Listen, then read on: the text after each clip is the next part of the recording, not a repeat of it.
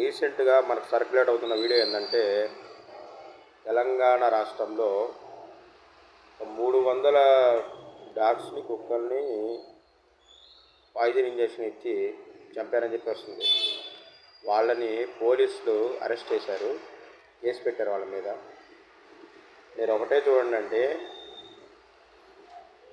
మీరు డాగ్స్కి అయితే ఫుడ్ పెట్టండి, అవి ఫుడ్ తిని మనల్ని ఎవరిని ఏం చేయవు. కానీ డాగ్స్ ఉన్న చోట చిన్నపిల్లల్ని అయితే దయచేసి పంపించవద్దు. అవి మనం వాటికి హాని చేస్తే అవి మనకు హాని చేస్తాయి.